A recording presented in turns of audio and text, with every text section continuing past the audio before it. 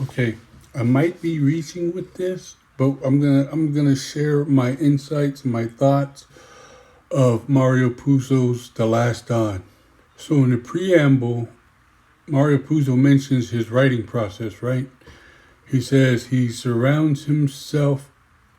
Let me take that back. He mentions in order to write the book as real as possible, he surrounds himself in the lifestyle in which he's writing. Okay, so that being said, right, most of his books are all mobster books. They're all mafia. I'm wearing a shirt right now, The Last Dump or The Godfather. Big fan of Mario Puzo. So, anyways, so that's the preamble, what he talks about there. The next thing is the prologue. I want to talk about the prologue specifically.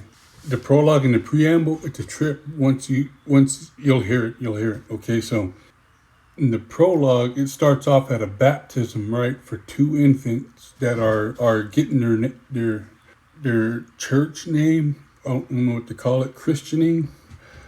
They're at a christening, So prior to the naming, the Don has a meeting with his three sons. He tells his oldest son, Giorgio, look, man, you're going to learn business. You're going to go to school for business. You're going to learn every loophole there is to steal money legally. Giorgio said, okay. The next one he turns to is his nephew, Pepe. So he turns to Pepe and he tells him, hey, you're going to look after the family's interest at a Las Vegas casino because you're the hammer. Basically saying you're the enforcer for the family. He turns to his youngest son, Vincent, and says, you'll learn finances of the restaurant industry.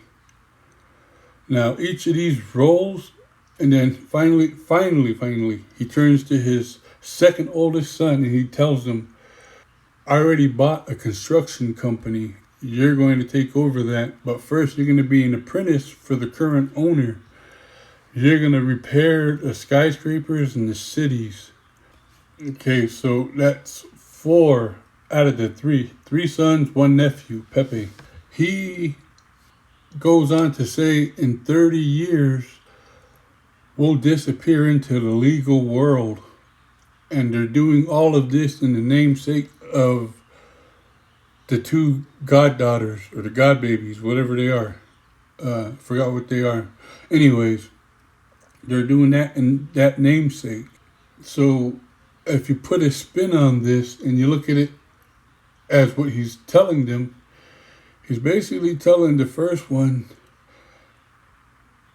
that, you're going to be the financiers of the government. You're going to be the financiers of the government. You're going to learn every loophole there is to legally steal money. Then the second one, he tells them, or he told Pepe, you're going to Las Vegas to be the enforcer. Basically looking after their stake in the West Coast and being the iron fist there. The third one, he says he's sending him to Europe to learn the finest culinary with the idea to cater to the government's parties, the elite's parties. This guy's going to be infiltrating, the government through these ventures you're going through, these investments. And then the last one, he's going to be contracted. He's going to get contracts by the government to fix things, to build things. These guys are mobsters, so they're already secretive, so who better to build structures for the government? A company ran by mobsters. Now, like I said in the beginning, this might be a far-fetched, but was Mario Puzo telling us something prior to this? Because it took place in 65. This baptism took place in 65. He said in 30 years they'll be in they'll be in the legal world. The legal world being the government, You know, they're the ones that make the laws and bylaws and things. You know, it's a trip. It's a trip to think about that. And when you read it and you put two and two together, it makes perfect sense.